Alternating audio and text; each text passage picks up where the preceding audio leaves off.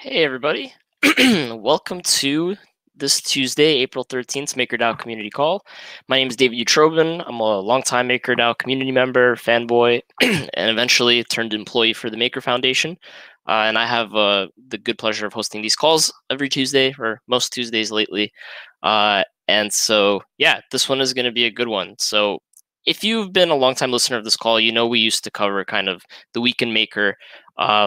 But recently the call pivoted to accommodate more guests, more discussions, more things that people would be interested in participating in, rather than just like a simple overview of what's happening in the week. If you're still interested in that overview, you could check out the Maker Relay, which is published every Monday by a group of really awesome contributors, and that's like your one-stop shop for all the kind of headline-worthy stuff. But yeah. And thanks, man. Pulled together T. Leighton gave me it back in ETH Denver in 2019. But yeah, cool. So today is going to be a really good one. We have a couple of really great guests. So we're going to be talking about layer 2s. And right now I'm going to invite onto the screen Chris Kazor, as well as Andrew from XDAI. I know Igor is on his way. He's going to be here a little ways through the call. And also, if anybody actually here who's attending is like really knowledgeable about ZK rollups, ZK syncs, especially with regards to the recent update, definitely type in chat. And if you would like, hey Chris, and definitely if you'd like to be invited on the screen and join the conversation, that would be a really great voice to have here. I know Chris is actually pretty knowledgeable on the ZK rollup stuff himself, so we have it somewhat covered. But yeah, so if anybody wants to jump in and join us for the conversation, it would be really cool. So yeah, let's start off with just a couple of introductions.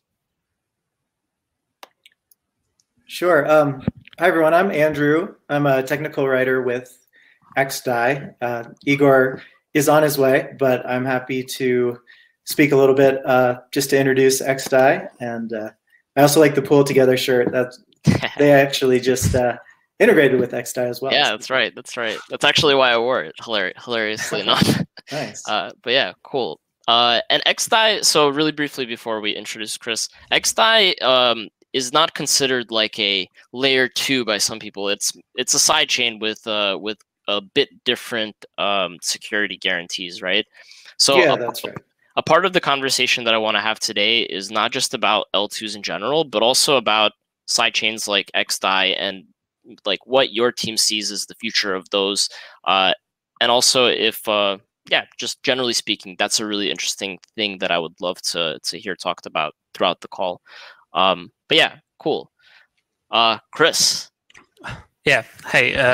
So I'm Chris. I'm working for Maker Foundation as a senior software engineer, and lately I've been focused on layer 2 related research. So yeah, I'm super excited to be here and discuss these topics in more in depth. And yeah, as you already mentioned, I think the layer 2 is lately becoming like very broadly used term, but in reality it's mostly about like this scaling solutions that inherit layer 1 security properties, but still like we have lots of other very interesting scaling solutions out there, and I think we should discuss all of them. Yeah, totally. And actually, I guess like my first question would be the state of XDAI. I know XDAI is a sidechain. At one point, it had like 12 or 13 validators for the chain, and they were all kind of like organizations, people that would be hard pressed to like be malicious, right? But of course, it's still like a sidechain. It's still centralized. So I'm curious about can XDAI become like a full-fledged layer 2? And yeah, just some thoughts on that would be awesome. Sure. Yeah, so right now it is, we're running something called PostDAO, which stands for Proof of Stake Decentralized Autonomous Organization. It's a mouthful. But basically, these are all of the validators are known entities right now in the ecosystem. and it's open to other participation. So it costs, the minimal amount to get in right now is 20,000 stake, which is quite a lot. And the original validators who started with XDAI are still the ones there, although some new ones have come on. So it is a delegated proof of stake system, and it is open to participation from the community. We expect to see more validators coming on board. I think right now there's 16, and it can support up to 19 per week. There could be 3,000, in queue, and then the top 19 would be selected. So that's where it stands right now. So how much? What's the US dollar value of that stake to become a validator? I'm just curious. Right. So right now, the price is fluctuating. Let's say it's $30 per stake. So that would be $600,000, I believe, to be a validator. So it's quite pricey. Is there a reason it's so high? Well, I think as we've been, as we went into post-DAO, and Igor may have more to share on this topic, but we just wanted to make sure that the security was high enough. And as we've been testing it, as we've been testing post-DAO, we're looking to open up to. Oh, so is the idea that if it was like cheaper to become a validator, then you'd have a ton of validators, and potentially that would open you guys up to an attack? Yes. Got it. Yeah. So potentially, if it was too inexpensive, then there could be that ability for collusion, for example, if a bunch of people came on board at the same time and kind of overwhelmed the system. Yeah. Yeah. Right. Hey, Igor. What's up, man? Hey, Igor. Yeah. I dig the hat and the shirt. I like that energy. Yeah.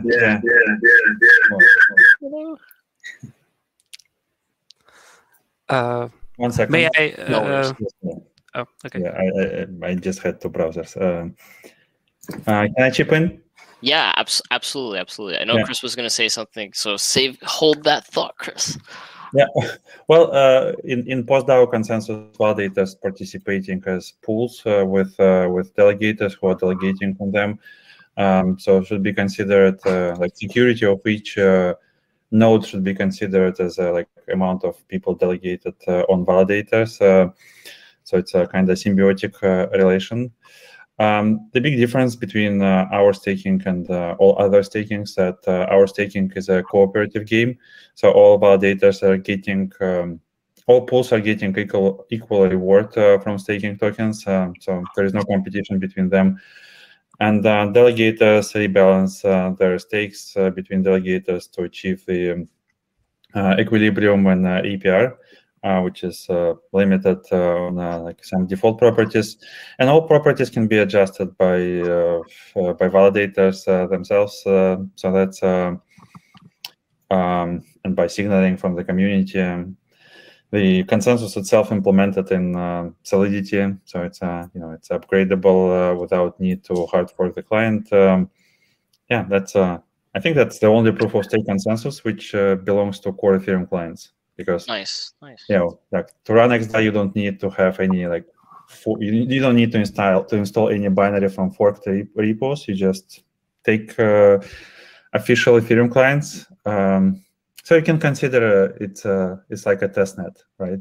So when you want to run RainKB, right, or Koan or Rapston, you don't run like a client from their repositories. You just run Ethereum client.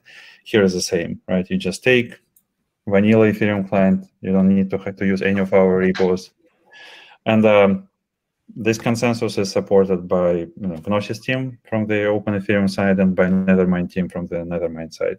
So two clients are supporting the reference implementation. And when we are contributing to this consensus, we are contributing to core Ethereum clients. So that's can you help me to understand what would happen if, for example, I would gather $600,000, become one of the stakers, and then misbehave? What would happen then?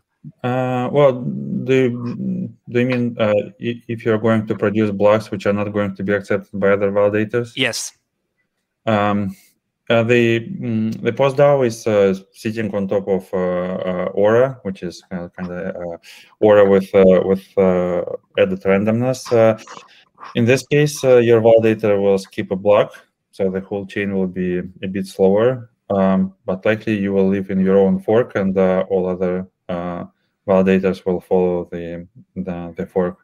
So it's quite hard to break this consensus. You can look into like Kovan testnet, which runs with 2 validators for such a long time, right? Because no one wants to support Kovan besides us and Lab10. So we're only 2 validators left, and many people are still using Kovan for testing. It's quite essential for the ecosystem. Yeah, with one misbehaving validator, it's quite hard to break the rules. And the very important part of the XDAI is about bridges, right? And I think that's why we're invited, because XDAI, one of the largest offshore for DAI, right? So DAI offshore from Ethereum to XDAI, and it's like 23 million DAI sitting in the bridge at the moment. So the security model of bridges is relying on validators, but layers of bridges they run. They're like canonical client, and if you want to convince them to fork to like misbehaving chain, you have to convince them to install your software too, right? Because otherwise they'll just not accept your blocks. So layers of bridges are protected from misbehaving on validators. Let's say if the majority of validators is misbehaving and they forked out into like a longer chain, it's most likely that layers of bridges are not going to follow it. Well, if they're not convinced by some, I don't know, like social recovery, right? Yeah. Or some, yeah. I would also add that validator would be, according to the implementation of the protocol, would be banned, and the stake would be frozen for 90 days as well. Yeah, we don't have penalties. We have like froze mechanics, like in real life, right? If you steal chips, you don't get capital punishment, right? You just get some jail time. So the same here in our consensus that validators who are misbehaving and all delegators who are staking on them, they're all getting into this freeze jail basically for 90 days. And 90 days in crypto is like a few years in real life, right? Dog years. Yeah. So that's a pretty good like general overview of XDAI, and I know a lot of projects have been also kind of launching on XDAI, and DAI has been super popular on naturally XDAI. But I am curious about the state of optimism, because I know Maker recently, well specifically Sam McPherson and some other people recently announced this bridge with that solves kind of the time issue for withdrawals.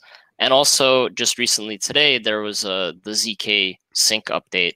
But we're not going to talk about ZK Sync. I was trying to get somebody on the call to talk a bit about it, but I am curious about optimism, and kind of just the state of where it is and where we are. If you could cover that, Chris, that would be super cool. Yeah. So let me start by saying that I was one of the people, one of the other people than Sam involved in the creation of the fast withdrawal bridge proposal for DAI. So yes, so basically, like rollups are one of the true layer 2 scaling solutions out there, meaning that they inherit similar properties to layer 1, security properties to layer 1. So basically, rollups in general work in the way that they try to move computation off-chain, but leave enough data on-chain in some sort of cheap storage, like cold data, to validate the computation, or at least allow to validate them at the later stage, like in optimistic rollups. But also they allow users to recreate the state by dumping this data on-chain. So basically, this leaves users with in optimistic chains, it creates sorts of like a crypto economic game where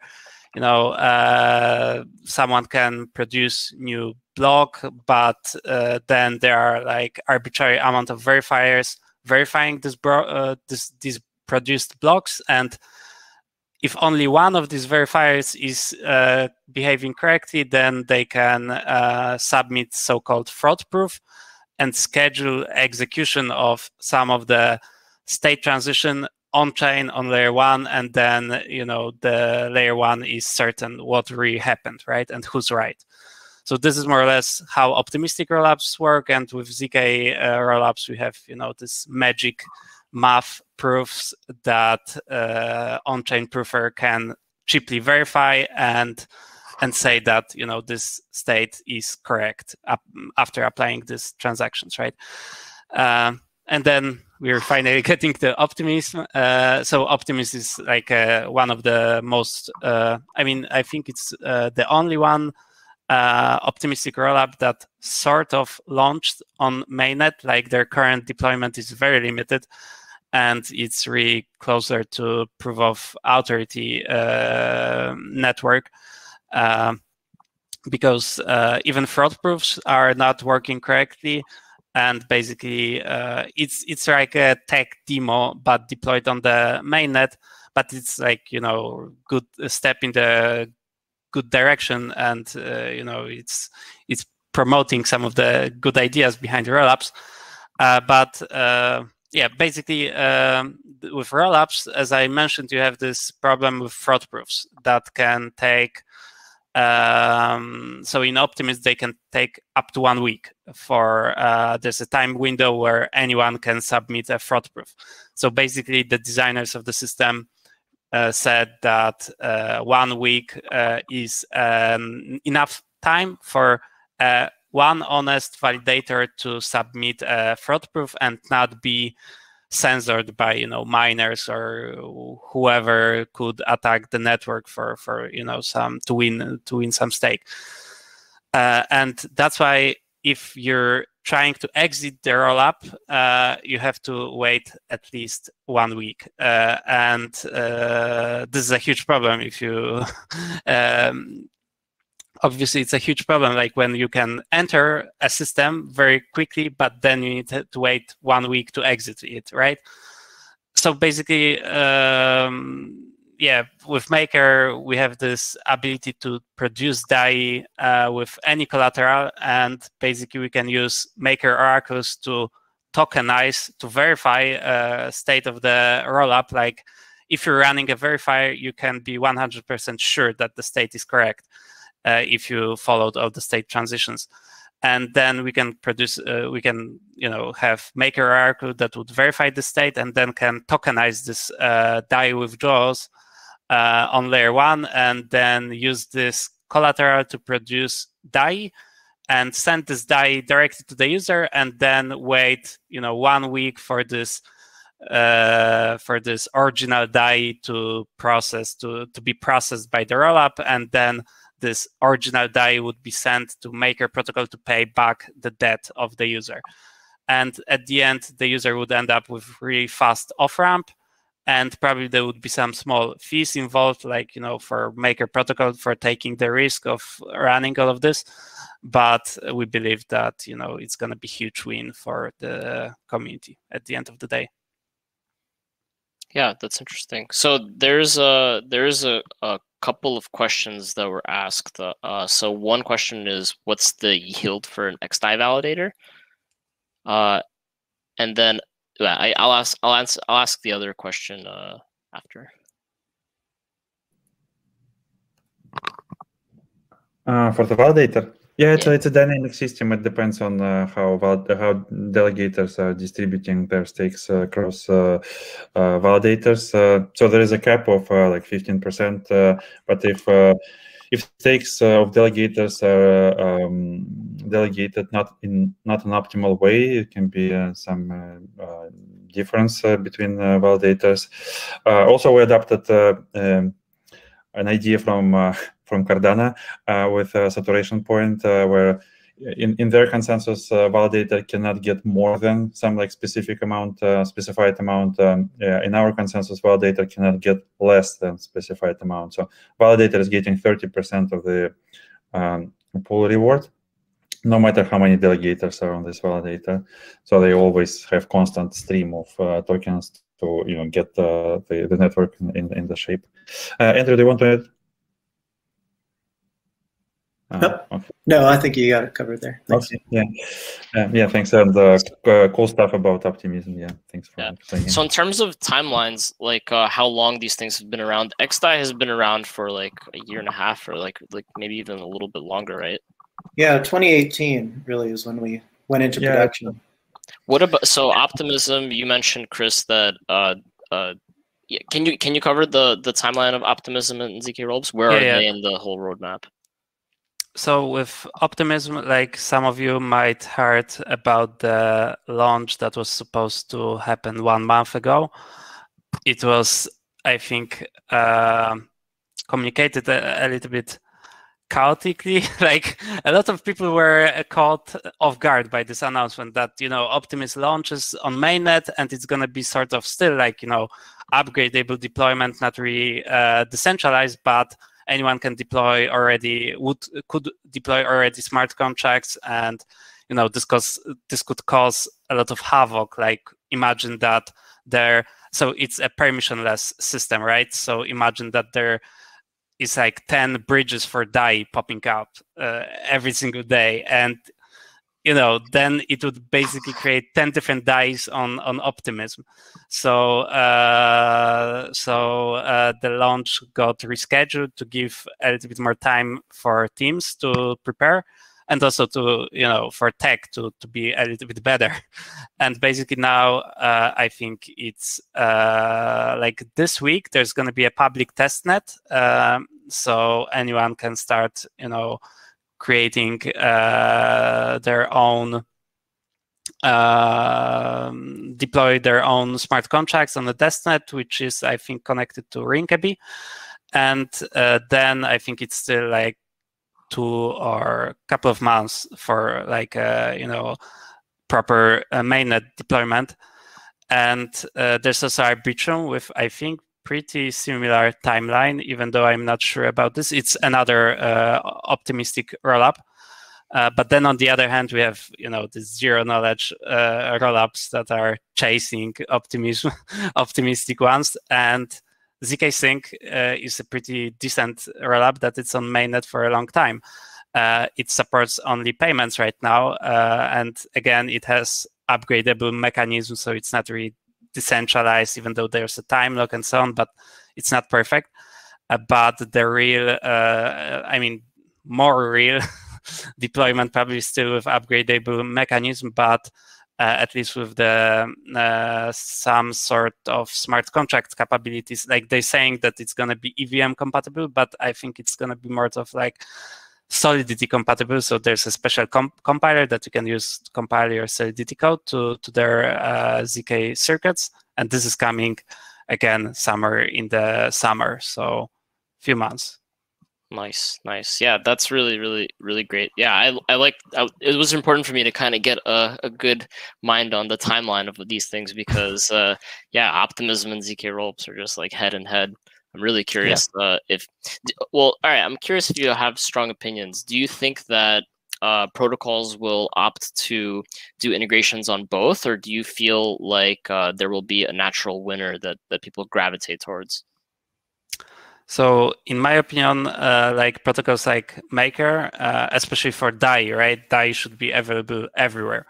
And Maker protocol shouldn't take big sides, in my opinion. We should probably, as a community, should provide tools to educate people and present all of the drawbacks, advantages of each solution in a understandable way for regular users. And I think this is a huge challenge for all of us. But like, if you ask me personally, I'm a huge fan of both of the projects, and I actually met Alex from ZK Sync like just before the lockdown in Europe. So it was the very last conference in Europe. It was IFCC. And we spoke there, and I was really excited about his vision. Like he was already talking about, like, full smart contract support, and how the network of block producers can be also permissionless. I wouldn't pick sides in this duel. I think still that optimistic rollups will be first ones, but ZK Sync and also like what DYDX with Starkware are shipped very recently, like this perpetual project. ZK based rollups are really catching up, and I thought if you would ask me a few months ago, I would say that there would be like a year or more after the ZK rollups catch up to optimistic rollups, but now I think it might be much sooner. Yeah, cool. That's really exciting. Do you guys have any strong opinions? Yeah, we live in a multi-chain world, man. We gotta have adoption everywhere.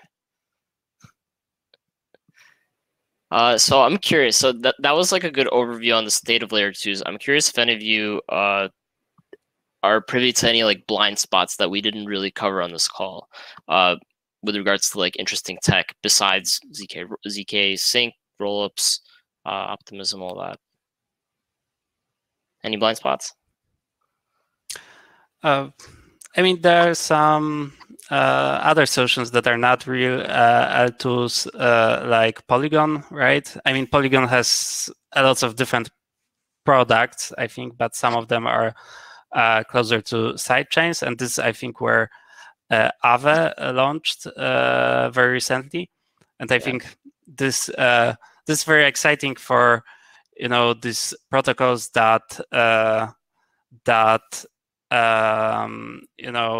focused on like the wide crypto adoption, like Aave. I think Maker was always a little bit for bigger players,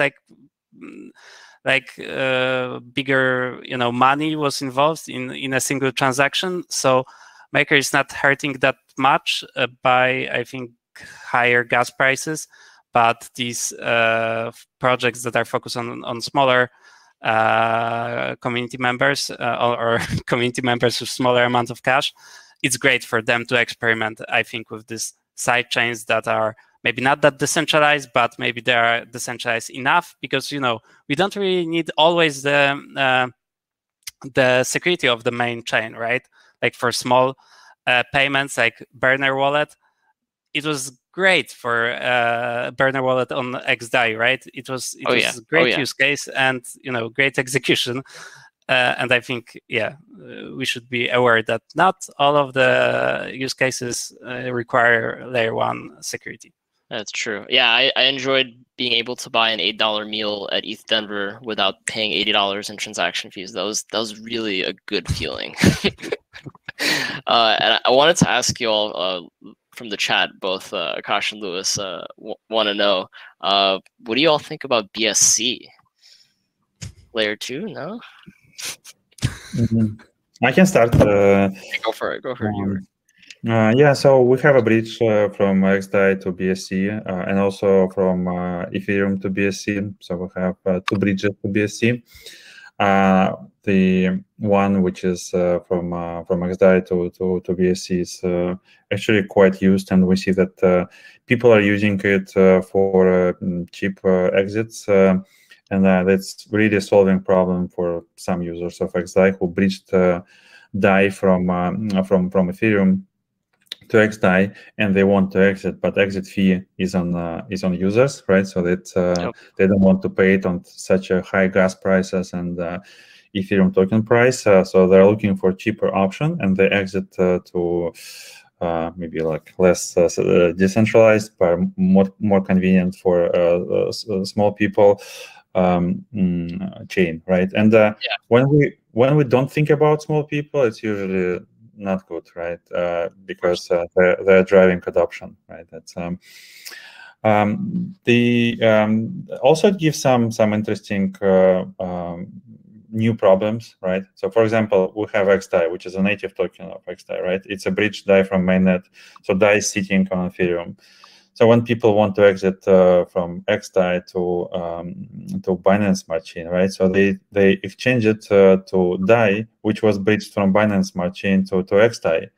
And there is a swap engine called Component where tokens can be swapped almost one-to-one with a very small slippage, and they exchange this XDAI in a wrapped form actually to DAI, which originated from BSC, and this DAI is mapped on the consensus level on Binance chain, right? Which is sitting in their hot wallet, which is actually sitting on Ethereum. Right, so that's quite interesting. It sounds like it's complicated. Yeah, how do you unwind that? Yeah, it's like, yeah. I guess the problem is, how do you unwind? Yeah, but it's users are using it. We see this whole like rebalancing of these pools and flows of tokens, and people are solving their problems. You just give them tools. They found ways how to use those tools. That's quite exciting. Also, I like that Binance Chain is raising the bar in terms of kind of scalability, right? Because it's more scalable for now, like in block size and amount of transactions, possible amount of transactions. So it's just raising some bars, and it's good to have a healthy competition, right? Because if we don't, we just live in a dictatorship or some authoritarian environment, even though it's decentralized. Who wants to live in decentralized authoritarian organization, right? Likely no one. Yeah, that's my opinionated opinion. Unless the dictator is benevolent. Yeah, I agree.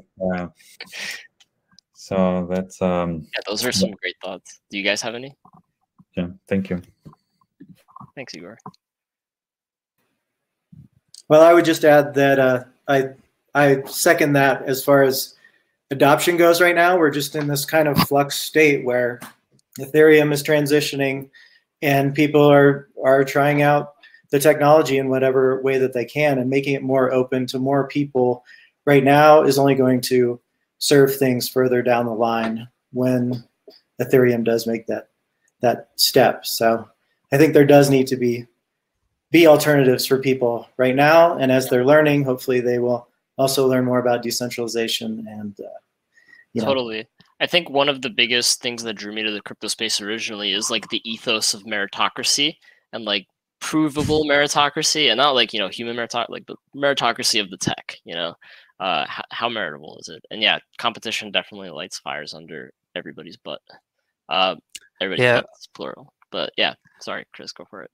Yeah, I could add one thing about the BSC is that adding more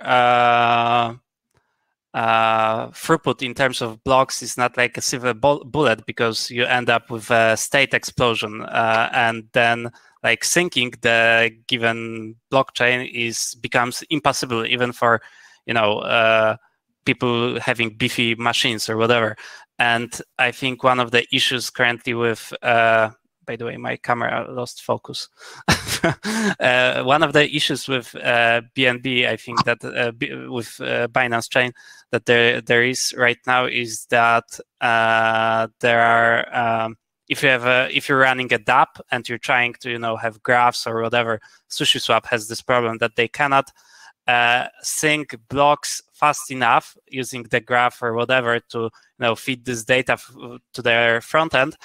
And basically, all of the data that front end sees is delayed by like, I think, 1 million blocks. I have no idea how much time it is in terms of Binance chain block time, but anyway, it doesn't feel right.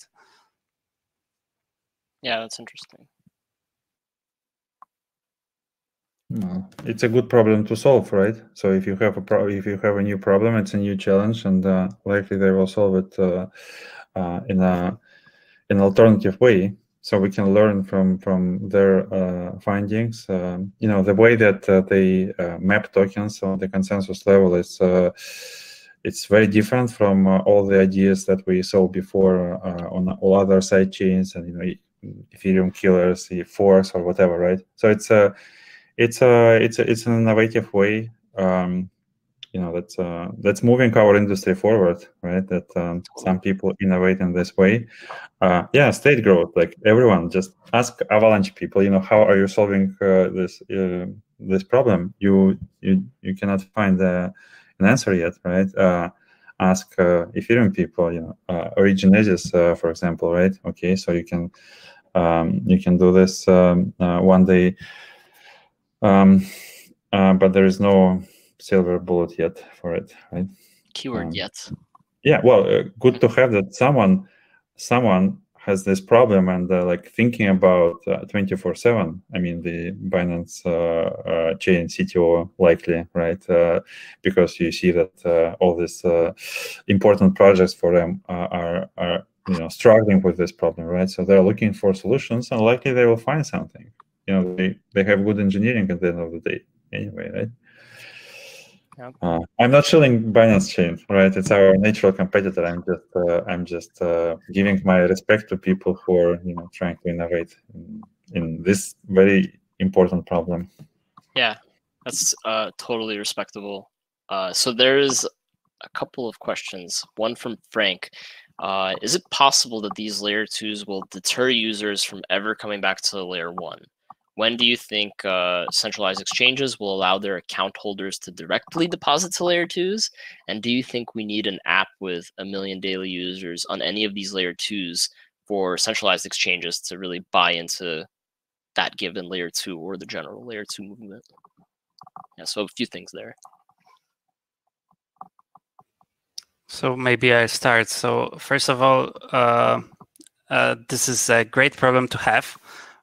But right now, we don't have any proper layer 2 scaling solution that would allow for, general computation. And it seems like we're not going to have it for a couple of months still, or even maybe a year, because, a lot of these deployments that you see now, they have some, escape hatches, upgrade mechanisms, and so on. So I think like this... people will be reluctant to jump onto these layer 2s that are not real yet layer 2s, and I think the same goes for centralized exchanges. But I'm sure that once these projects that we are talking about will deliver, we will see like massive adoption, and I don't see any reason why centralized exchanges shouldn't provide direct on-ramps to these chains rather to layer 1 ones. And I frankly feel it's good. I mean, layer 1 will become like this super secure chain only for critical stuff, and so it's going to be expensive. That users leave. Yeah, it's going to be expensive, but and users will prefer cheaper chains because they don't have to have this super high security guarantees, right? Yeah. So is the mark of a fully matured layer 2 solution the removal of the upgradability? I mean, it's one of the problems that these solutions have, but I mean, upgradability is not that bad, because obviously it allows these teams to save funds in case of bugs. And obviously, like when we're dealing with such a new tech, like there can be some problems.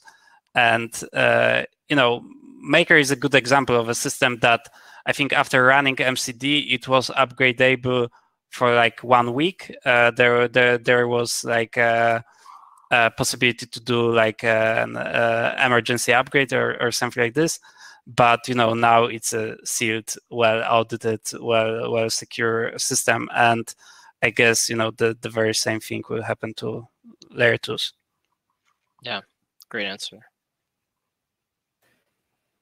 I would say we're not calling XDAI a layer 2 at this point, but there is the ability now for exchanges to directly work with XDAI. So we already have that in place now. So again, it's another component that's available to our ecosystem. Yes.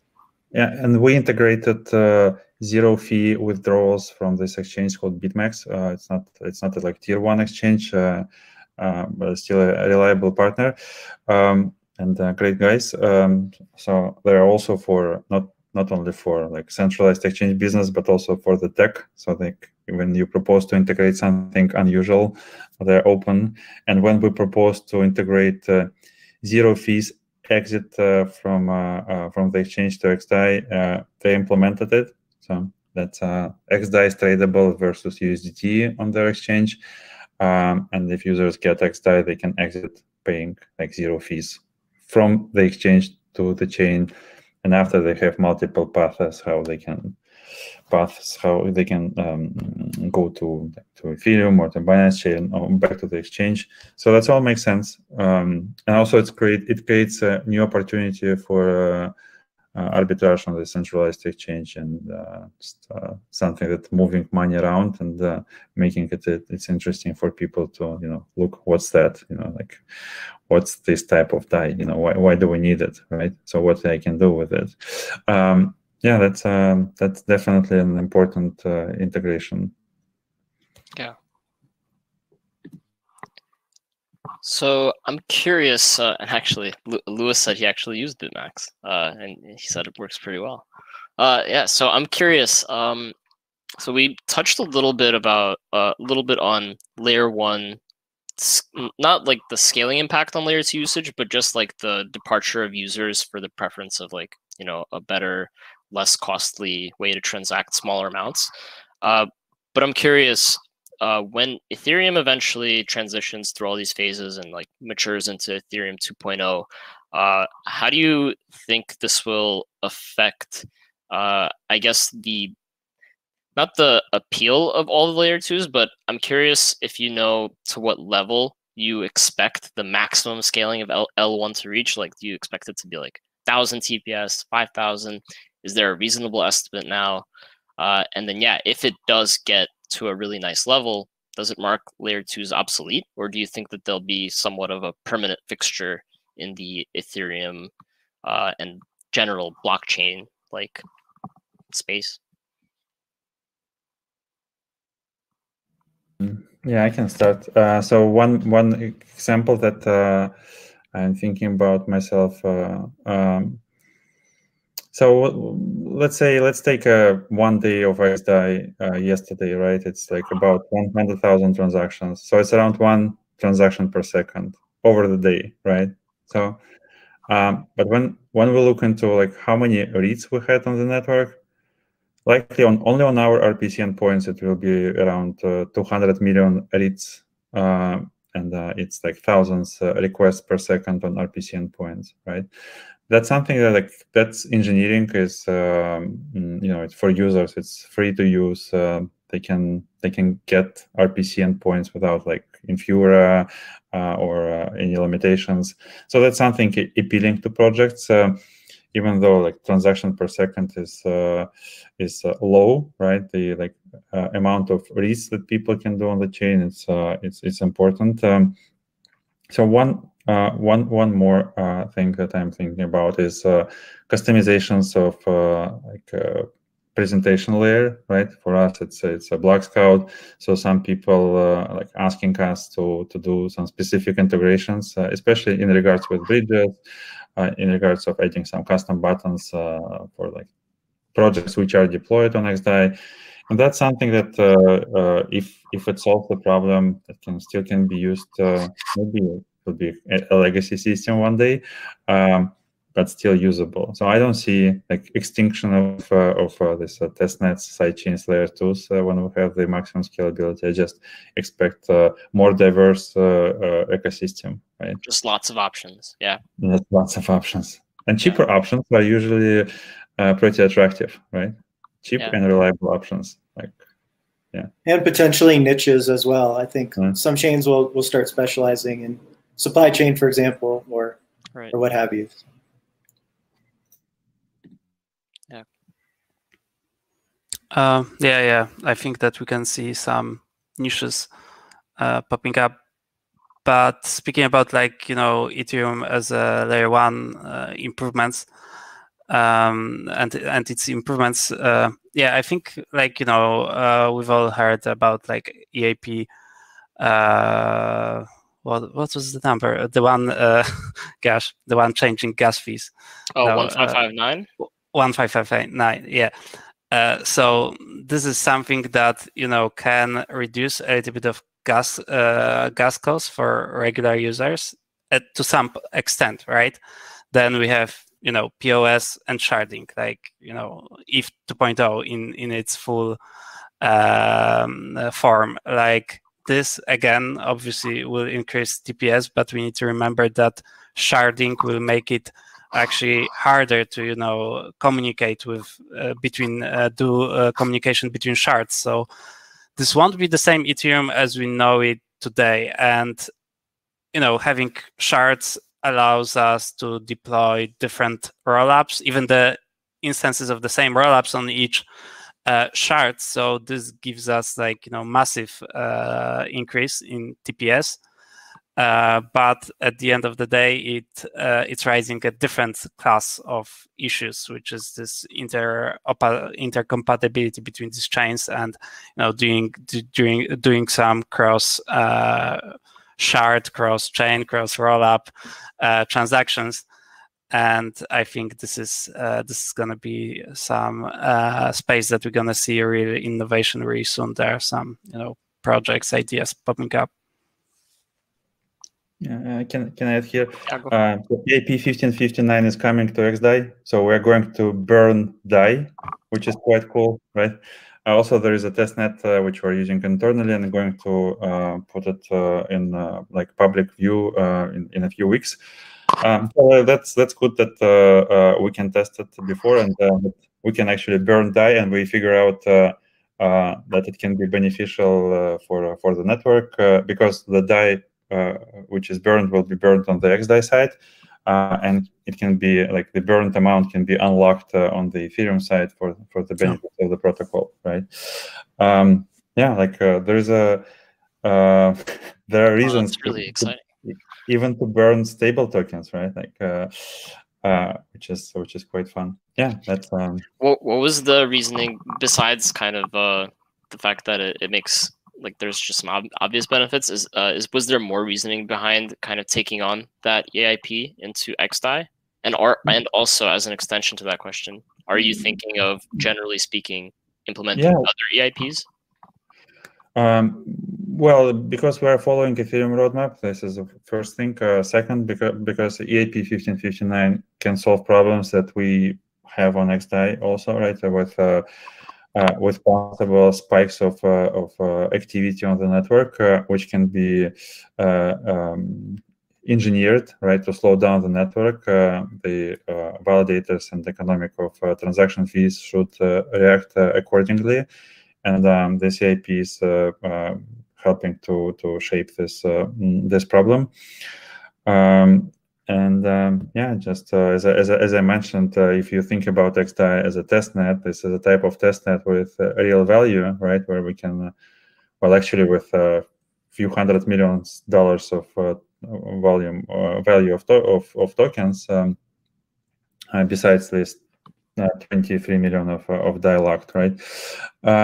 So that can be used as like economical testnet to test some.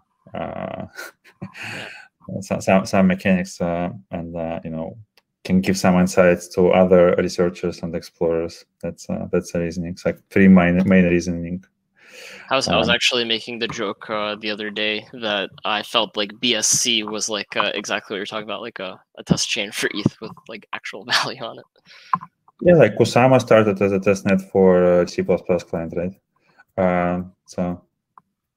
Nice, which was developed by another company, not by Polkadot, right? So it's but now it became its own vibrant and interesting ecosystem itself, right? Where they can test all these governance updates and all these new features. So yeah. I know that several teams are working on the narrative to be Kusama for Ethereum. So that's a very sweet spot for layer 2s and side chains. So everyone wants to be this. need some blessing from the benevolent dictator. So I hope this optimism can be this type of Kusama for for Ethereum. Yeah. Yeah, cool.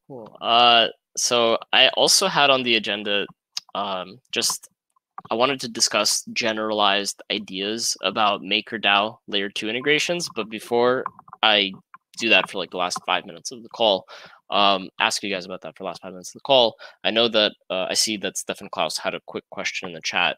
Why don't other exchanges list XDAI stake? BitMax is exclusive until when? No, it's not exclusive. They were just the first who listed. There are some small exchanges, no tier 1 exchanges. That's a tricky question, right? So it's no clear answer. Like if you answer with real reasons and like real, I don't know, dates, whatever, then it's likely will not happen. Something like that. Yeah. Well, it's XDAI is doing fine anyway, right? So yeah. That's staking token was intended to be hidden within the consensus and be interested only like for professional parties and people who are using DAI and XDAI on XDAI. They should not think about stake token. That's kind of internal thing, right? So yeah. Cool. And then complete your thoughts. Sorry, can I add something? You know that there are some protocols which are trying to replicate behavior of like MakerDAO, like what's like functions and features. Will not name them, but you know that they exist, right? So one thing that I would like to see from Maker Foundation is to have DAI mintable on more chains, right? And we know that there are protocols which are using collateralized positions to issue stable tokens, and they're deploying instances on different chains. There's a good word for it, like franchisee, right? Which can be deployed. Yeah. So just imagine franchisee of MakerDAO on, Binance Chain, Tron, XDAI, maybe, which will make our life easier. Yeah, that will be great to see in some extent. Well, even though like if we have a franchise on Binance Chain, that's makes total sense for XDAI, for example, right? Yeah. I know that you're planning to have this franchise on Optimism, but just consider other options too. Maybe like a smaller amount of collateral, maybe just one collateral for the start. That's something that's important for us. Yeah. So I can. After you, man. You're the pro. No. I wanted to expand on this because, what, for example, our proposal on fast withdrawals for Optimism means is that we're not moving any core piece of MakerDAO from the layer 1 to Optimism. We're just, adding some additional collateral types on layer 1 to allow for fast withdrawal from Optimism. But it's a very important distinction. Like as I mentioned, like I can see like DAI being everywhere on every single side chain, whatever. We can also think about bridges to Polkadot or whatever, as long as quickly as there are like ERC20 bridges for any other blockchain, we can bridge DAI and drive adoption somewhere else, right? But moving, like allowing for minting DAI on a different chain is something else, right? Like it's kind of complicated because first of all we need to get it right. So the DAI, like for example, imagine that on Optimism you have bridge DAI, and then MakerDAO decides to deploy VAT to mint DAI on Optimism, right? And then these two DAI have to be the same DAI, really. We would like to have them, fully interchangeable. Igor?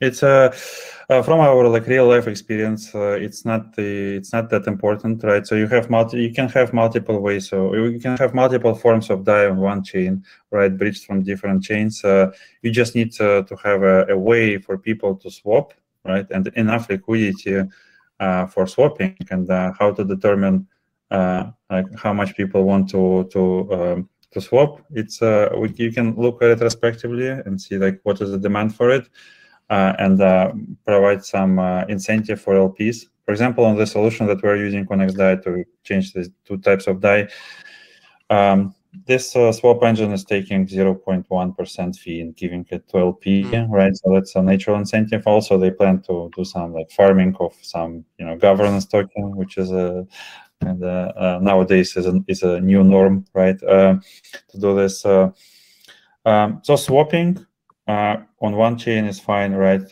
Look how Connext is doing. They have between chains, they have pools on different networks with. And if community is recognizing then that this type of DAI on a specific network is a like legitimate DAI, right? Like Connext can launch a pool with this form of DAI, and the liability will be within this pool assets, which will be a liability of LPs and not liabilities of the protocol, right? So like people will decide themselves, do they want to make money on this? And if you think about exchanging money and different forms of money, it's throughout the history of humanity, right? It's going with us. That's a very natural way of reconciliation of these types of maybe inefficiencies that we have due to this new innovations. Yeah, I mean, I would personally argue that having multiple, DAIs on a single net is less than ideal. Like, DAIs that should be the same, right? So I think that Maker community should prevent that, because it makes adoption harder, right? Like if you have protocol integrated with N DAI and then you have another protocol on it too that integrates with M DAI, and they are not compatible, like you can swap them, but there's also some slippage involved. Like it's less than ideal, and I can still see like technical solutions where just a quick overview, like governance says that we're gonna deploy Maker on layer 2, but on Optimus, whatever. And what it does is that it says that we're capping the amount of DAI that can be minted on this chain to, I don't know, 100 million, and it mints this DAI and stores them in the bridge directly, and then sends them to this instance of the Maker protocol on layer 2. So really, it's not minting new DAI, but it's rather distributing DAI that was pre-minted. So it's like a easy technical way that I can see to move parts of protocol of Maker protocol into some other networks. And of course, this has to be accounted properly. So this 100 million DAI that was pre-minted shouldn't count to total supply of DAI. It makes some things harder, but at the end of the day, like I believe that having one DAI on this chain and is a huge value for the protocol.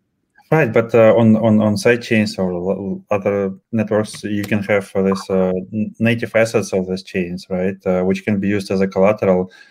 Just think about Cake on Binance chain. Is it a good collateral? I think it fits like all checkboxes on the risk team, right? Because they have volume, they have users, they have liquidity, and so forth, right?